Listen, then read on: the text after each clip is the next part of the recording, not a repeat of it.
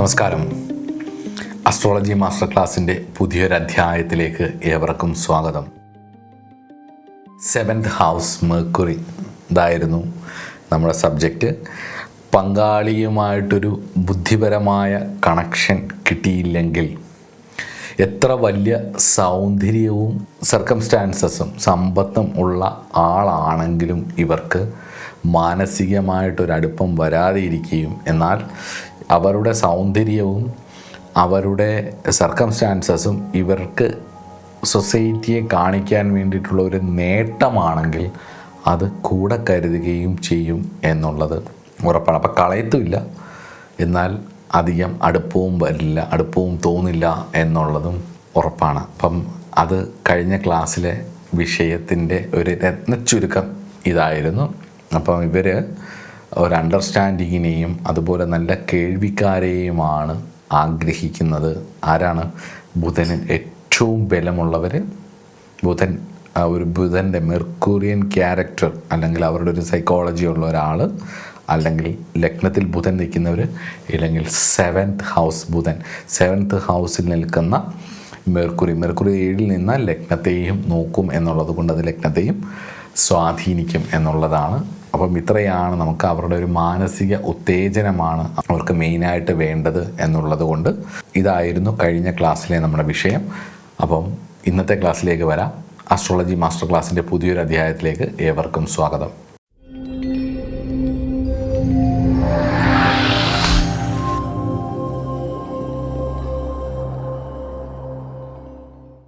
കഴിഞ്ഞ ക്ലാസ്സിൽ പറയാൻ വിട്ടുപോയിട്ടുള്ള ചില നെഗറ്റീവ് എഫക്ട്സും കൂടി പറയാൻ. ദാമ്പത്യ ജീവിതത്തിലെ ഒന്നാമത്തെ അസ്ഥിരതയാണ്. ബുധനൊരു ദ്വന്ദ്വ സ്വഭാവമുള്ളതായതുകൊണ്ട് തന്നെ പങ്കാളി എടുക്കുന്ന തീരുമാനങ്ങൾക്കോ അല്ലെങ്കിൽ ഇവരുടെ പങ്കാളിക്കോ വലിയ ഉറപ്പുണ്ടാവുകയില്ല, അല്ലെങ്കിൽ ഇവർക്ക് ഉറപ്പുണ്ടാവുകയില്ല. അതുകൊണ്ട് തന്നെ പെട്ടെന്ന് മനസ്സ് മാറുന്ന ഒരു പ്രകൃതവും ഇവരുടെ പങ്കാളിക്ക് ഉണ്ടാവാനുള്ളൊരു സാധ്യതയുണ്ട്, അല്ലെങ്കിൽ ഇവർക്കുണ്ടാവാനുള്ള സാധ്യതയുണ്ട്. രണ്ടാമത്തേത് തർക്കങ്ങളാണ്. സംസാരപ്രിയരായതുകൊണ്ട് തന്നെ വാക്കുകൾ കൊണ്ടുള്ള തർക്കങ്ങൾ ദാമ്പത്യത്തിൽ പതിവാവുകയും, അതുപോലെ തന്നെ ദേഷ്യമല്ല, ഇവർ തർക്കിക്കുന്ന രീതി വേറൊരു ശൈലിയാണ്. അപ്പം ചൊവ്വയാണ് ദേഷ്യം കൊണ്ട് അഗ്രസീവായിട്ട് അടിക്കുന്നതും ഇടിക്കുന്നതുമൊക്കെ ചൊവ്വയാണ്. വേദനിപ്പിക്കുന്ന, അടിക്കുന്നതും ഭയങ്കരമായിട്ട് ചീത്ത ഷൗട്ട് ചെയ്യുന്നതും.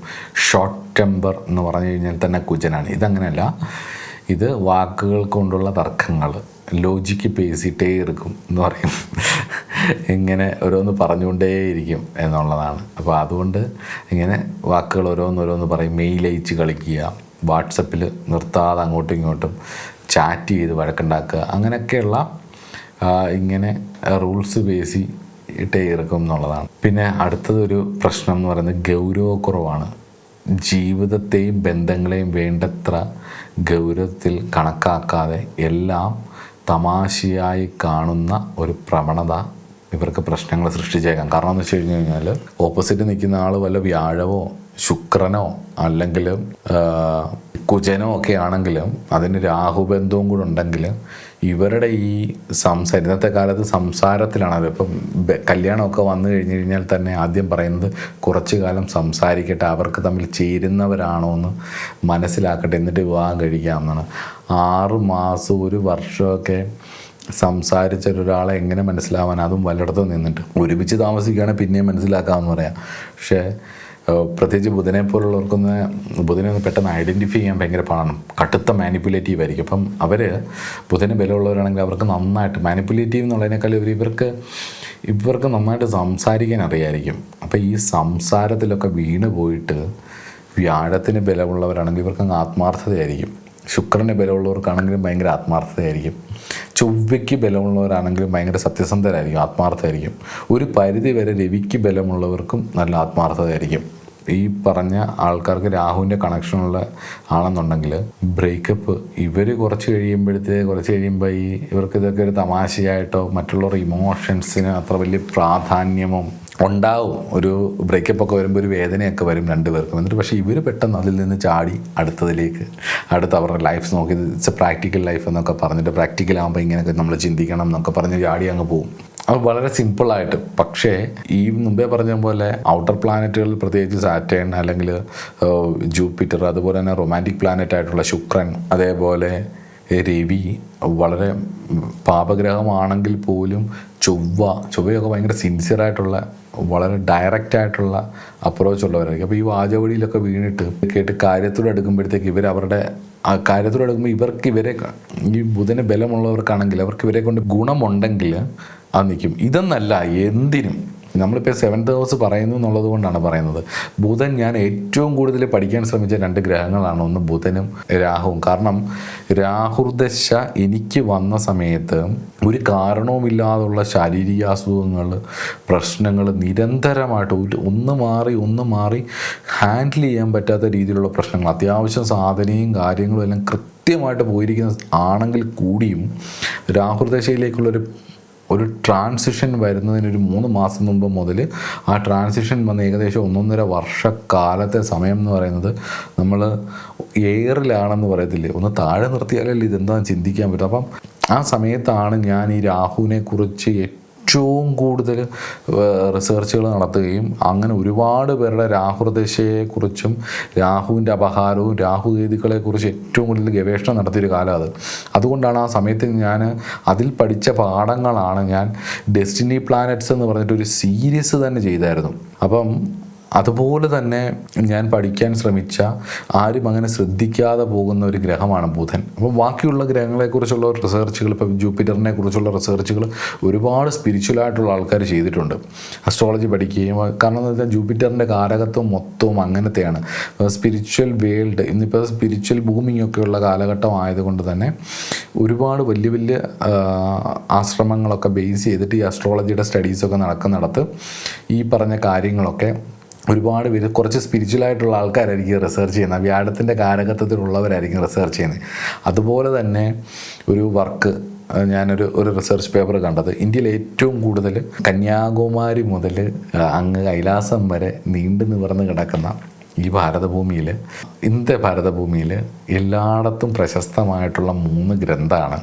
ഒന്ന് ദുർഗാ സപ്തശതി എന്നറിയപ്പെടുന്ന ദേവീ മഹാത്മ്യം, രണ്ടാമത്തത് ഭഗവത്ഗീത, മൂന്നാമത്തത് ഗീതാഗോവിന്ദ. ഗീതാഗോവിന്ദത്തിൽ ശൃംഗാരത്തിൻ്റെ പല അവസ്ഥകളെ ജയദേവ കവികൾ എഴുതിയിട്ടുണ്ട്. വളരെ ഫേമസ് ആവും ടെക്സ്റ്റ്. അപ്പം അതിൽ വിപ്രലംബ ശൃംഗാരം എന്ന് പറയും, അതായത് വിരഹം കൊണ്ടുണ്ടാകുന്ന ശൃംഗാരം. അതുപോലെ തന്നെ പലതരത്തിലുള്ള ശൃംഗാരങ്ങളെക്കുറിച്ച് വർണ്ണിക്കുന്നുണ്ട്. ഞാൻ ശുക്രൻ്റെ വീഡിയോ പറഞ്ഞ സമയത്ത് ഞാനത് പറഞ്ഞിരുന്നു. അപ്പം അതിനെ ബേസ് ചെയ്തിട്ട്, കലകളെ ബേസ് ചെയ്തുമൊക്കെ അസ്ട്രോളജിയിൽ ശുക്രൻ എന്ന് പറയുന്ന ഒറ്റ പ്ലാനറ്റ്സിനെയും ഈ ഗീതാഗോവിന്ദത്തിൽ പറയുന്ന ഒരുപാട് ഈ 64 കലകളുടെ പല കാര്യങ്ങളെക്കുറിച്ചുമൊക്കെ വിശദമായിട്ട് ഉള്ള പഠനങ്ങളുണ്ട്.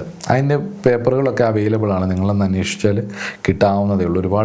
ഒരുപാട് കുട്ടികൾ ഇന്ത്യയിലും പുറത്തുമായിട്ട് ആൾക്കാർ ചെയ്യുന്നുണ്ട്. ആ പ്ലാനറ്റ്സിൻ്റെ ശുക്രൻ എന്ന് പറയുന്ന ഒരു പ്ലാനറ്റും അതിൽ പറയുന്ന കാരകത്വങ്ങൾ ഋഷിമാർ പറഞ്ഞതും 64 കലകളും എന്നൊക്കെ ഉള്ളത് വെച്ചിട്ട് ബേസ് ചെയ്തിട്ട് പറയുന്നുണ്ട്. അപ്പം അങ്ങനെയൊക്കെ ആൾക്കാർക്ക്, ഇപ്പം ശുക്രൻ്റെ ബലമുള്ളവരാണെങ്കിൽ ഭയങ്കര സിൻസിയറായിരിക്കും, വളരെ റൊമാൻറ്റിക്കായിട്ട് വളരെ സിൻസിയറായിട്ടുള്ള ആളായിരിക്കും.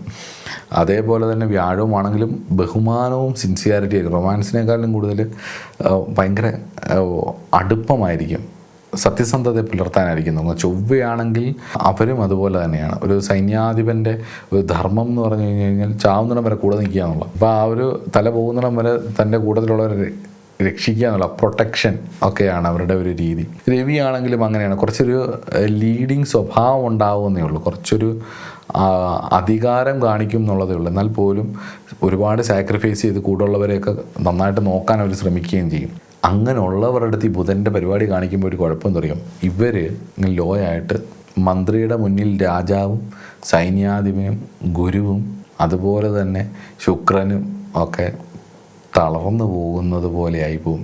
മന്ത്രി ജയിക്കും, രാജാവ് മന്ത്രിയുടെ മുന്നിൽ തോറ്റുപോകുന്ന അവസ്ഥ ഉണ്ടാവുമല്ലോ. അപ്പം അത് താങ്ങാൻ വയ്യാതെ രാഹുബന്ധവും കൂടി ഉണ്ടെങ്കിൽ സൂയിസൈഡ് ചെയ്ത കുറച്ച് പേരുടെ ഹൊറോസ്കോപ്പ് എൻ്റെ കയ്യിലുണ്ട്. ഞാനത് പലരുടെ ഇപ്പം ഓരോരുത്തരിങ്ങനെ മരിച്ചു ഇങ്ങനെയാണെന്നൊക്കെ പറയുമ്പോൾ, ഇന്ന കാരണം കൊണ്ടാണ് മരിച്ചു എന്നൊക്കെ പറയുമ്പോൾ ഞാൻ അവരുടെ അടുത്ത് ഡേറ്റ് ഓഫ് ബർത്തും അവരുടെ മരിച്ച ദിവസവും ഒക്കെ ഞാനും വാങ്ങിച്ച് വെച്ചിട്ട് ഇങ്ങനെ ഒന്ന് വിശകലനം ചെയ്ത് നോക്കും. അപ്പം അതുകൊണ്ട് തമാശയായിട്ട് ഇമോഷൻസിനെ കാണുന്ന രീതി മാറ്റാൻ ശ്രമിക്കണം എന്നുള്ളത് ഞാൻ ആ കാർമിക് ഡെപ്റ്റിനെ കുറിച്ച് പറയുന്ന സമയത്ത് പറയാം.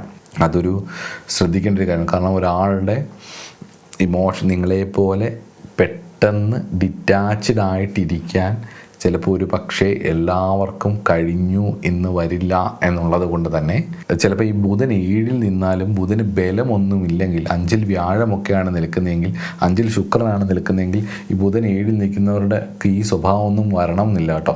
ഞാൻ ബലവാനായ ബുധൻ 7-ൽ നിൽക്കുന്ന ഒരാളുടെ കാര്യമാണ് ഈ പറയുന്നത്. അല്ലെങ്കിൽ ബലവാനായ ബുധൻ ലഗ്നത്തിൽ നിൽക്കുന്ന ഒരാളുടെ കാര്യമാണ് ഈ പറയുന്നത്. അല്ലെങ്കിൽ ബലവാനായ ബുധൻ ഏറ്റവും ബലമുള്ള പ്ലാനറ്റ് ബുധനായ ഒരാളുടെ കാര്യമാണ് ഈ പറയണത്. ഇപ്പം ചില ആൾക്കാർ ചോദിക്കും, അയ്യോ സാറേ എനിക്ക് ബുധൻ 7-ലാണ്, നിങ്ങൾ എന്നെ ഇങ്ങനെ കുറ്റം പറയുന്നത്, നിങ്ങൾക്ക് ബുധൻ 7-ൽ നിൽക്കുന്ന ആരിൽ നിന്നെങ്കിലും തേപ്പ് കിട്ടിയോ എന്നൊക്കെ ചോദിച്ചു കളയും പലരും. അങ്ങനെയല്ല, കമൻസ് വരുന്നുണ്ട്. അപ്പം അങ്ങനെയല്ല, സത്യത്തിൽ ഇത് മറ്റ് 8 ഗ്രഹങ്ങൾ വേറെ ഉണ്ട്, അവരുടെ കാർമിക് ഡെപ്റ്റുകളും കൂടി സ്വാധീനിക്കും. പക്ഷേ ഭാവത്തിനും തൽപ്പതിക്കും കാരകാക്യ ഗ്രഹം എന്ന് പറയുമ്പം നമ്മളിവിടെ ഈ 3ഉം കൂടെ എടുത്ത് വിശകലനം ചെയ്യാൻ നമുക്ക് പറ്റില്ല, ഒരിക്കലും ക്ലാസ്സിലൊരിക്കലും പറ്റില്ല. അപ്പം ബലവാനായ ഒരു ബുധൻ 7-ൽ നിന്നാൽ, അല്ലെങ്കിൽ നെഗറ്റീവായ ഒരു ബുധൻ ബലപ്പെട്ട് 7-ൽ നിന്നാൽ ഉള്ള ഫലമാണ്. ഇപ്പോൾ 7-ാം ഭാവാധിപൻ 6-8-12 പോവുകയും 7-ാം ഭാവത്തിൻ്റെ കാരകനായ ശുക്രന് ശനിബന്ധം വന്ന് 6-8-12 പോവുകയൊക്കെ ചെയ്താൽ ഈ 7-ൽ ബുധൻ നിന്നാൽ ഉറപ്പായിട്ടും ഇനി എത്ര നല്ല രീതിയിൽ കൊണ്ടുപോകാൻ നോക്കിയാലും വിവാഹ ജീവിതം ബുദ്ധിമുട്ടായിരിക്കും. അതേസമയത്ത് ശുക്രനും നല്ല ബലപ്പെട്ട് 7-ാം ഭാവാധിപനും ബലപ്പെട്ട് 7-ൽ ബുധൻ അത്യാവശ്യം കുഴപ്പമില്ലാതെ മറ്റു ഭാവബന്ധങ്ങളൊന്നും ഇല്ലാതെ നിന്ന് കഴിഞ്ഞാൽ ഈ പ്രശ്നങ്ങളൊക്കെ ഇവരുടെ ഉള്ളിലുണ്ടാവും. പക്ഷേ പ്രവർത്തിക്കാൻ അങ്ങനെ അത് പുറത്തേക്ക് വരില്ല, പ്രകൃതി അനുവദിക്കില്ല എന്നുള്ളതാണ്. കാരണം ഇവർ ബാക്കിയുള്ള സുഹൃതങ്ങൾ ഇവർക്കുണ്ട് എന്നുള്ളത് കൊണ്ട് തന്നെ അതങ്ങനെ വരില്ല എന്നുള്ളതും കൂടി ഞാനിവിടെ ഓർമ്മിപ്പിക്കുന്നു. അതും കൂടി ചേർത്ത് വെച്ച് വേണം ഇത് ചിന്തിക്കാൻ. അതുകൊണ്ട് ബന്ധങ്ങളെ തമാശയായി കാണുന്ന ഒരു രീതി വിട്ടുകളയുക. ഇനി നമുക്ക് ഇവരുടെ സെക്ഷൽ സ്റ്റൈൽ ആൻഡ് ഇൻറ്റൻഷൻസ് നമുക്കൊന്ന് നോക്കാം. കഴിഞ്ഞ ക്ലാസ്സിൽ അത് പറയാൻ നമുക്ക് സമയം കിട്ടിയില്ല. അപ്പോൾ ഈ ക്ലാസ്സിൽ നമുക്ക് ഇവരുടെ ലൈംഗിക ശൈലികളും താല്പര്യങ്ങളും നോക്കാം. ചൊവ്വയുടെ കരുത്തോ, ശുക്രൻ്റെ പ്രണയമോ, ചന്ദ്രൻ്റെ വികാരമോ, വ്യാഴത്തിൻ്റെ ഭക്തിയോ ഒന്നുമല്ല ബുധൻ്റെ ശൈലി. ബുധൻ എന്ന് പറഞ്ഞാൽ ക്യൂരിയോസിറ്റിയാണ്, കൗതുകമാണ്. അതെന്താണെന്ന് അറിയാനുള്ള ഒരു കൗതുകമാണ്. അല്ലേ, നമുക്കൊരാളെ ഇഷ്ടപ്പെട്ടാൽ അയാളെ അടുത്തറിയാനുള്ള കൗതുകമാണ് പ്രധാനമായിട്ടും ക്യൂരിയോസിറ്റി. അത് നോക്കുക. സംസാരപ്രിയരായിരിക്കും എന്നുള്ളതാണ് ഒന്നാമത്തേത്. വെർബൽ സ്റ്റിമുലേഷൻ, അതിനുള്ള കഴിവ് ഇവർക്കുണ്ടാവും. ഇവരെ സംബന്ധിച്ചിടത്തോളം ലൈംഗികതയുടെ ഏറ്റവും വലിയ ഉത്തേജനം എന്ന് പറയുന്നത് വാക്കുകളാണ് എന്നുള്ളതാണ്. അത് പല ഗ്രന്ഥങ്ങളിലും പറഞ്ഞിട്ടുണ്ട്. ലൈംഗികതയെക്കുറിച്ച് പറയുന്ന ഋഷിമാർ തന്നെ എഴുതിയ അനവധി ഗ്രന്ഥങ്ങളുണ്ട്. നമുക്ക് പൊതുവിൽ അറിയാവുന്ന കാമസൂത്ര, വാത്സ്യായന മഹർഷിയുടെ കാമസൂത്രം എന്ന് പറയുന്ന ഗ്രന്ഥമാണ്. അതുകൂടാതെ രതികല്ലോലിനിന്നും കുജ്ജിമാരതന്ത്രം എന്നൊക്കെ പറഞ്ഞിട്ട് അനവധി ഗ്രന്ഥങ്ങളുണ്ട്. ലൈംഗികത എന്നൊക്കെ പറയുമ്പോഴത്തേക്ക് ഏതാണ്ട് മോശമായൊരു കാര്യം പോലെയാണ് മലയാളികൾ ഇപ്പോഴും ചിന്തിക്കുന്നത്. ഏതാണ്ടൊരു ആ ഒരു പാപബോധം അവരുടെ ഉള്ളിലുണ്ട് എന്നുള്ളതാണ്. എന്തിനാണെന്ന് എനിക്കറിയില്ല. പാപത്തിൻ്റെ വാക്യപത്രമായിട്ടാണ് നമ്മൾ ജനിച്ചതെന്നുള്ള ചിന്താഗതി കൊണ്ടാണോ എന്ന് എനിക്കറിയില്ല. പക്ഷെ അങ്ങനെയല്ല. അങ്ങനെയാണെങ്കിൽ ഋഷിമാർ ഇത് മോശമായിട്ട് പറയില്ല. അതിനൊരു വളരെ ഡിവൈനായിട്ട് ഉള്ള ഒരു പ്രോസസ്സ് ആയതുകൊണ്ടും ജീവിതത്തെ തൃപ്തിയിലേക്ക് നയിക്കാൻ വേണ്ടിയും ഉയർന്ന തലത്തിലേക്ക് പോകാനും വേണ്ടിയും ജീവിതം ഇത്രയ്ക്കുള്ളൂ, ഒരു വളരെ നൈമിഷികമാണെന്നും തിരിച്ചറിയാനും വേണ്ടിയും ആണ് ആനന്ദത്തിൻ്റെ ചെറിയ ബഹിസ്ഫുരണങ്ങൾ ഇങ്ങനെയൊക്കെ പോയാൽ അനുഭവിക്കാൻ കഴിയും എന്നുള്ളതും, പിന്നെ ചെറിയ രീതിയിൽ സാധാരണ ജീവിതത്തിൽ മുന്നോട്ട് പോകുമ്പോൾ മനുഷ്യന് സഹജമായിട്ടുള്ള വാസനയുടെ പൂർത്തീകരണത്തിന് ഇതെല്ലാം അടിച്ചമർത്തപ്പെടേണ്ടതല്ല എന്ന് തിരിച്ചറിഞ്ഞ ദീർഘവീക്ഷണമുള്ള മഹാമനീഷികളായിട്ടുള്ള ഋഷിമാർ പഠനങ്ങൾ നടത്തിയിട്ട് അനവധി ഗ്രന്ഥങ്ങൾ എഴുതിയിട്ടുണ്ട്. അതിലൊന്നാണ് ഞാൻ മുമ്പേ പറഞ്ഞ പോലെ നമ്മളെല്ലാവരും പറയുന്ന കാമസൂത്ര. അത് കാമസൂത്ര എന്ന് പറഞ്ഞാൽ നമ്മൾ കിട്ടുന്ന പുസ്തകം എന്ന് പറഞ്ഞാൽ ഇത്രയും ഉള്ളൊരു കുഞ്ഞു ബുക്കുകളാണ് പലയിടത്തും കാണുന്നത്. വാസ്തവത്തിൽ 1000-1200 പേജുള്ള അനവധി ശ്ലോകങ്ങളുള്ള ഒരുപാട് ലെയറുകളുള്ള ഒരു വലിയ ഗ്രന്ഥമാണ്. അതുപോലെ കുബ്ജീവാരതന്ത്രം എന്ന് പറയുന്ന ഗ്രന്ഥം, അതിനകത്ത് ശരിക്കും ഇതിൻ്റെ വാചീകരണ മെഡിസിൻസും കൂടി അതിനകത്ത് ഉണ്ടെന്നാണ് തോന്നുന്നത്. അതുപോലെ തന്നെ രതി കല്ലോലിനി എന്ന് പറഞ്ഞൊരു ഗ്രന്ഥം. അങ്ങനെ അനവധി ഗ്രന്ഥങ്ങൾ എൻ്റെ ഓർമ്മയിൽ ഇതൊക്കെയാണ് വരുന്നത്. ഇതുപോലെ തന്നെ കുറേ ടെക്സ്റ്റുകളുണ്ട്, ഒരുപാട് ടെക്സ്റ്റുകളുണ്ട്. മിക്കതും സംസ്കൃതത്തിൽ തന്നെയാണ്, മലയാളത്തിൽ അങ്ങനെ കിട്ടാനില്ല, ഇംഗ്ലീഷിലും അങ്ങനെ അവൈലബിൾ അല്ല ഈ ബുക്കുകളൊന്നും. നല്ലൊരു പരിധി വരെയും ഇതെല്ലാം സാൻസ്ക്രിറ്റ് ടെക്സ്റ്റുകളാണ്. എനിക്ക് തോന്നുന്നു ചൗക്കാമ്പ സാൻസ്ക്രിറ്റ് സീരീസുകളിലൊക്കെ ഈ ഗ്രന്ഥങ്ങൾ പലതും അവൈലബിളും ആണ്. ഞാൻ സാന്ദർഭികവശാൽ ഇതൊക്കെ മനസ്സിലാക്കണം എന്നുണ്ടെങ്കിൽ, അറിയണം എന്നുണ്ടെങ്കിൽ മേടിച്ച് വായിക്കുകയും പഠിക്കുകയും ഒക്കെ ചെയ്യുക.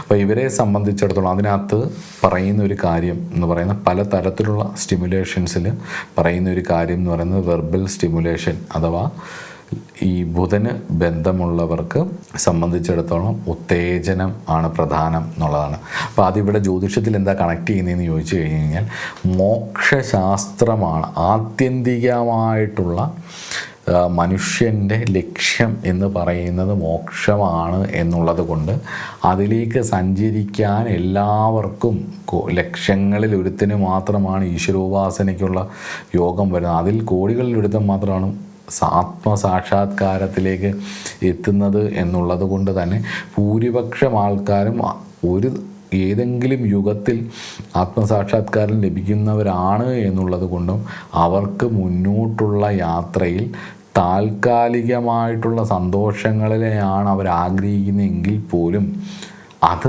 നന്നായി സാക്ഷാത്കരിക്കുകയും പുതിയ കർമ്മങ്ങൾ, പുതിയ കാർമിക് ഡെപ്റ്റുകൾ വലിച്ചു വെക്കാതിരിക്കാനും വേണ്ടിയിട്ടാണ് ഋഷിമാർ ഇതൊക്കെ പറയുന്നത്. മോക്ഷത്തെക്കുറിച്ചും അതുപോലെ തന്നെ വലിയ വലിയ കാര്യങ്ങളെക്കുറിച്ചും പറഞ്ഞ ഋഷിമാർ തന്നെയാണ് ഈ ഗ്രന്ഥങ്ങൾ എഴുതിയത്. എന്തിനാണെന്ന് ചോദിച്ചു കഴിഞ്ഞ് കഴിഞ്ഞാൽ ഇതാണ് മുന്നോട്ടുള്ള യാത്രയിൽ ഇപ്പം ജ്ഞാനയോഗത്തെക്കുറിച്ചോ അല്ലെ തന്ത്രയോഗത്തെക്കുറിച്ചോ ഈശ്വര വിഷയങ്ങളെക്കുറിച്ചോ ഭാഗവതത്തെക്കുറിച്ചോ ഒക്കെ അറിയാൻ ഉള്ളിൽ ഈശ്വര സ്ഫുരണമുള്ളവർക്ക് അല്ലെങ്കിൽ ആധ്യാത്മിക ദീപമുള്ളവർക്ക് ഒറ്റ വാക്ക് കേട്ടാൽ അവർ പോകും.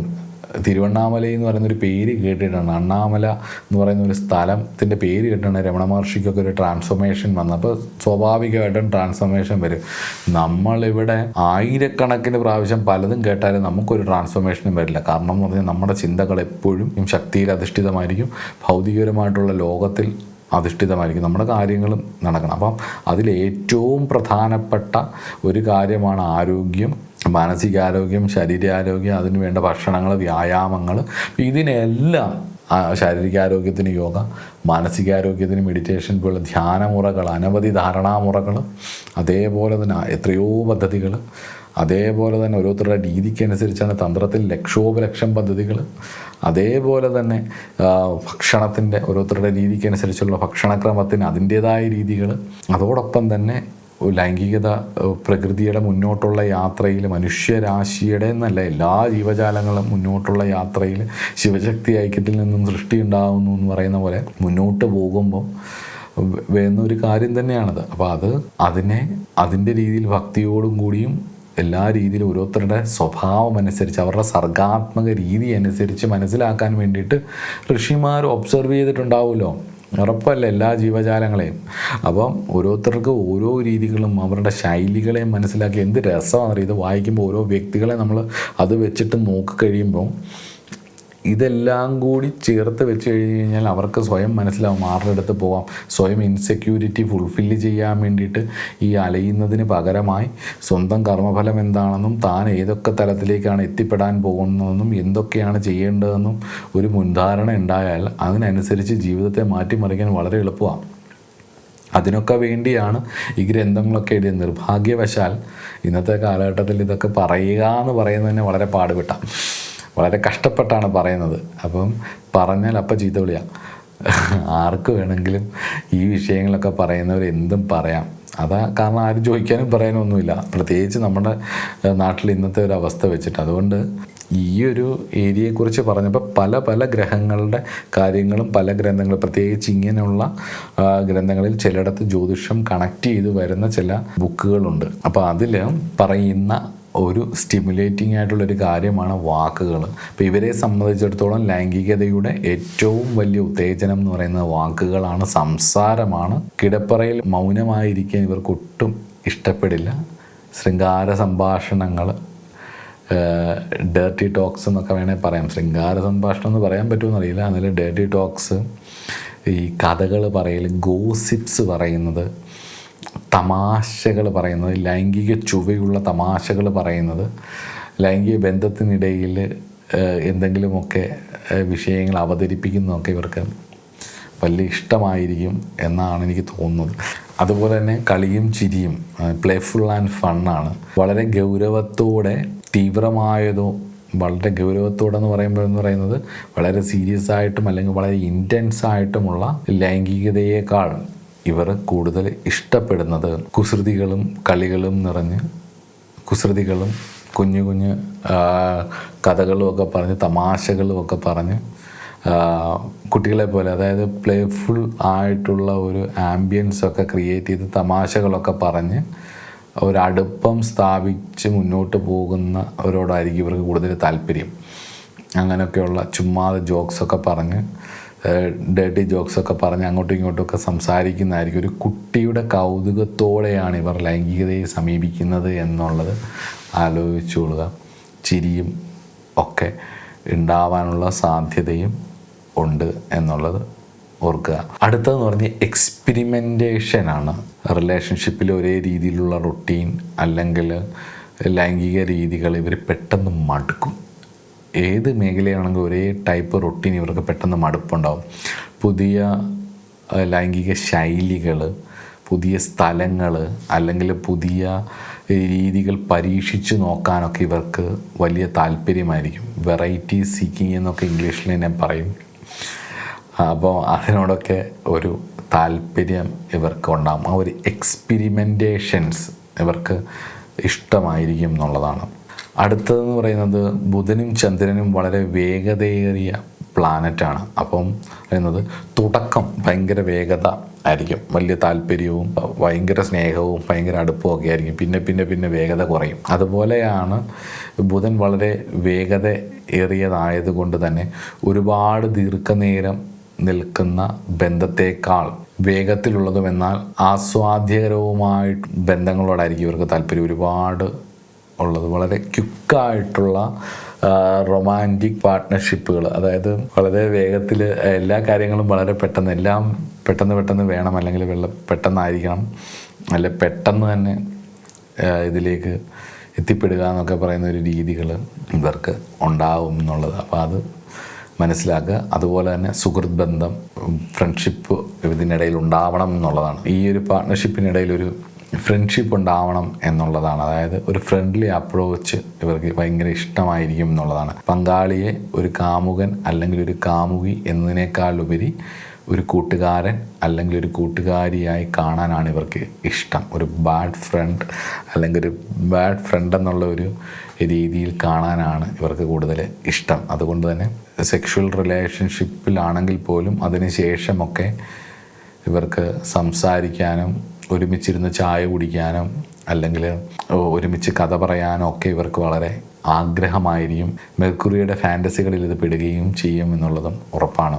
ഈ ബുധന് 7ാം ഭാവത്തിൽ ബലമുള്ളവരുടെ ഒരു വലിയ പ്രത്യേകത എന്താണെന്ന് ചോദിച്ചു കഴിഞ്ഞാൽ ഇവരുടെ സൗഹൃദത്തിന് വളരെ നല്ലതായിരിക്കും. കാരണം വെച്ച് കഴിഞ്ഞാൽ ഇവർ നന്നായിട്ട് സംസാരിക്കും, നല്ല രസമായിരിക്കും. ഇവരുടെ കൂടെ ഒരുപാട് തമാശകൾ പറയും, ഒരുപാട് കഥകൾ പറയും. ഇവർ എൻ്റർടൈൻ ചെയ്ത് കഴിഞ്ഞാൽ നമ്മൾ ചെല്ലുമ്പോൾ തന്നെ പലതരത്തിലുള്ള കാര്യങ്ങളൊക്കെ പറഞ്ഞ് ഇവർ എൻ്റർടൈൻ ചെയ്ത് നമ്മളെ അവരുടെ സൈഡിലേക്ക്, ഇവരവൻ്റെ ഒരു സൈഡിലേക്ക് വരും. ഇവർക്ക് പെർഫോം ചെയ്യാൻ പറ്റാത്ത ഒരു ഏരിയയിലാണെങ്കിൽ ഇവർ പതുങ്ങി പേടിച്ചിരിക്കുകയും ചെയ്യും. അപ്പോൾ അതുകൊണ്ട് സ്വാഭാവികമായിട്ട് നന്നായിട്ട് സംസാരിക്കാനും തമാശകൾ പറയാനും ട്രോളാനും അതുപോലെ തന്നെ പഞ്ചാര അടിക്കാനും ഒക്കെ അത്യാവശ്യം നല്ലൊരു ആൾക്കാരായിരിക്കും എന്നുള്ളതാണ്. പക്ഷേ അതിന് മുകളിലേക്ക് സോളുമായിട്ട് ബന്ധപ്പെട്ട കണക്ഷൻസ് വരുന്ന സമയത്താണ് ഇവർ പലപ്പോഴും പരാജയപ്പെട്ടു പോകുന്നത്. ഇനിയും ഉദ്ദേശം എന്ന് പറയുന്നത്, ഇവരുടെ ലൈംഗിക ഉദ്ദേശം പലപ്പോഴും അറിവ് നേടുക അല്ലെങ്കിൽ കൗതുകം ശമിപ്പിക്കുക എന്നുള്ള ഒരു ഇതായിരിക്കും ഇവരുടെ ഇൻറ്റൻഷൻ എന്ന് പറയുന്നത്. അമിതമായ വൈകാരിക കെട്ടുപാടുകൾ, ഇമോഷണൽ അറ്റാച്ച്മെൻറ്റുകൾ ഇല്ലാതെ തന്നെ ലൈംഗികതയെ ആസ്വദിക്കാൻ ഒരുപക്ഷെ ഇവർക്ക് കഴിഞ്ഞേക്കാം എന്നുള്ളതാണ്. ഉറപ്പില്ല, ആവാം എന്നുള്ളതാണ്. ഒരു കൗതുകം ശമിപ്പിക്കുക അല്ലെങ്കിൽ അറിവ് നേടുക എന്നുള്ളതോ ഒക്കെ ആവാം.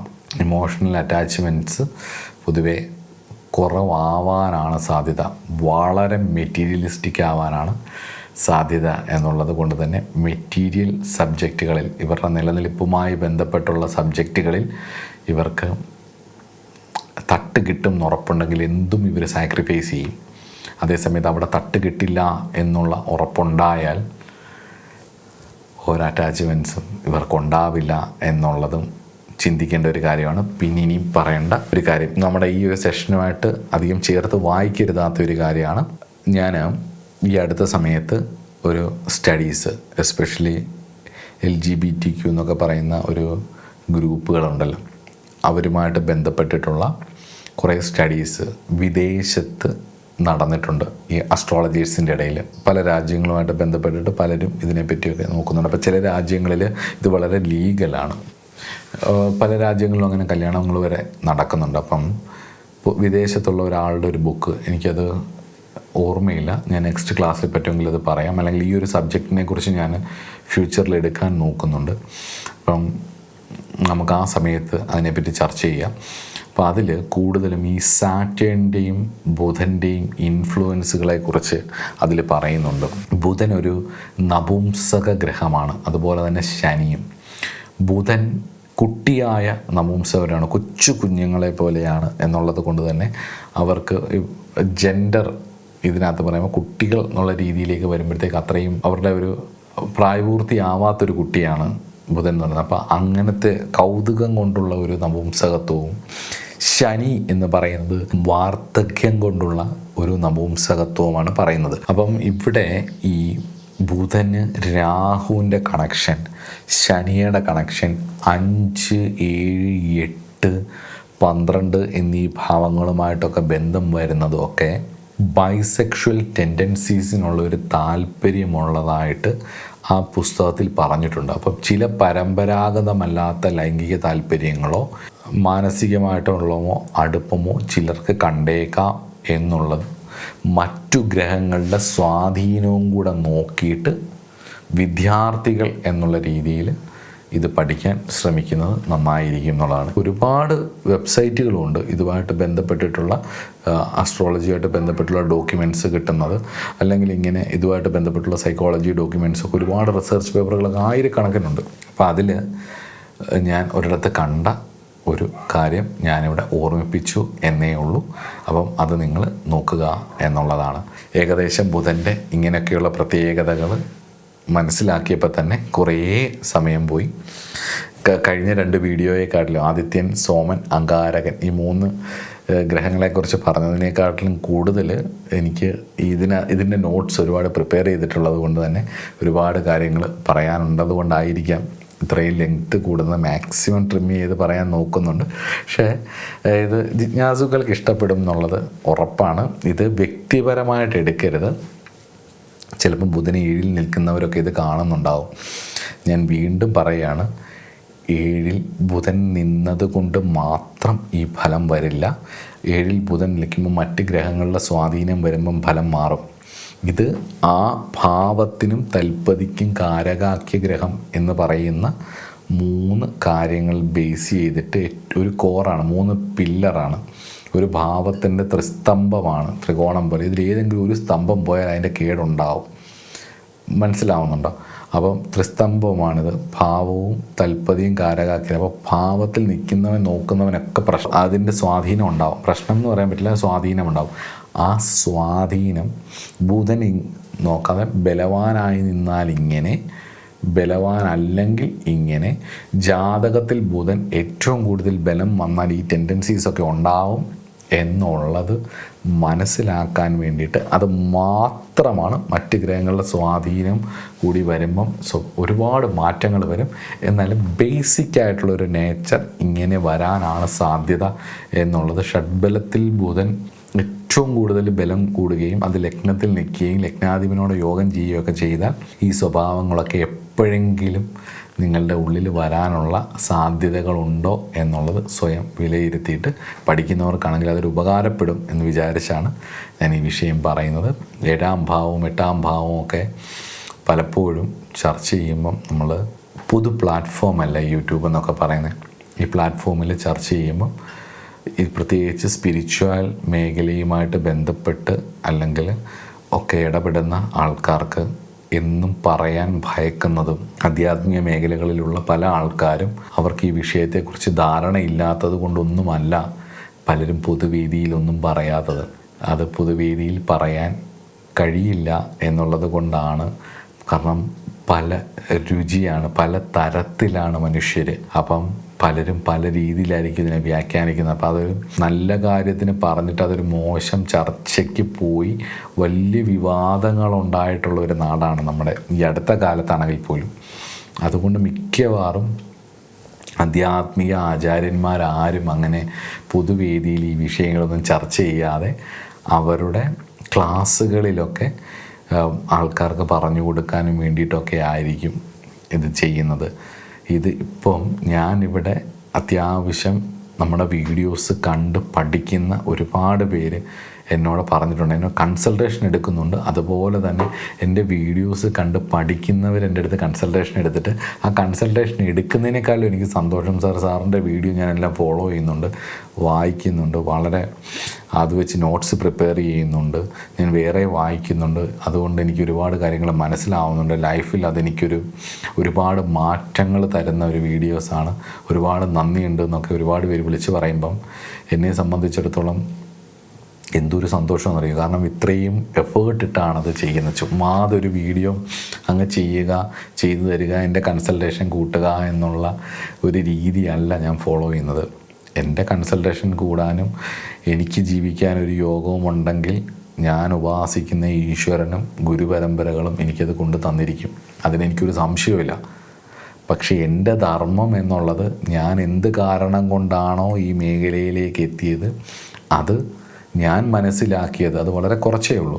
ഇതൊരു സമുദ്രം പോലെ കിടക്കുന്നതാണ്. അത് ആ കുറച്ചെങ്കിലും ജിജ്ഞാസുക്കളായിട്ടുള്ളവർക്ക്, ആഗ്രഹിക്കുന്നവർക്ക് അവൈലബിൾ ആക്കി കൊടുക്കുക എന്നുള്ള ഒരു പ്രയത്നത്തിൻ്റെ ഭാഗമായിട്ട് ഇത് ചെയ്യുകയും അത് ഒരുപാട് പേര് അതിനെ ഫോളോ ചെയ്യുകയും ചെയ്യുന്നു എന്നുള്ളത് കേൾക്കുമ്പോൾ തന്നെ ഒരു വലിയ ഭാഗ്യമായിട്ടും ഒരു ഗുരുത്വമായിട്ടും അനുഗ്രഹമായിട്ടുമാണ് കാണുന്നത്. അവർക്കൊക്കെ വേണ്ടി അത്രയെങ്കിലും ചെയ്യാൻ കഴിഞ്ഞല്ലോ എന്നുള്ളൊരു ഇത് ഇഷ്ടപ്പെടുന്നവർക്ക് വേണ്ടിയിട്ട്. ഇത് ഇഷ്ടപ്പെടാത്തവർക്ക് ചിലപ്പോൾ ഇത് ഞാനിരുന്ന് സമയം കളയുകയാണെന്നും മറ്റുള്ളവരെ വഴിതെറ്റിക്കുകയാണെന്നും ഒക്കെ പറഞ്ഞുകളെ. പക്ഷേ ഇത് ഇഷ്ടപ്പെടുന്നവർക്ക്, ഈ മേഖലയെ അനലൈസ് ചെയ്യാൻ ഇഷ്ടപ്പെടുന്നവർക്ക്, സ്പിരിച്വലായിട്ടുള്ള ആൾക്കാർക്ക് ഇത് ഒരുപാട് ഗുണം ചെയ്യും എന്നുള്ളത് ഉറപ്പാണ്. അതുകൊണ്ടാണ് ഞാൻ ഈ കാര്യങ്ങളൊക്കെ പറയുന്നത്. അതുകൊണ്ട് തന്നെ ഇതിനെ വളരെ പോസിറ്റീവായിട്ട് എടുക്കുക, പോസിറ്റീവായിട്ട് കേൾക്കുക, അതിനെ പഠിക്കാൻ ശ്രമിക്കുക എന്നുള്ളതാണ്. ഇതിൽ നിന്ന് കിട്ടുന്ന ചെറിയ അറിവുകളാണെങ്കിൽ പോലും അതെടുത്ത് വളരെ ഗൗരവത്തോടു കൂടി കണ്ട്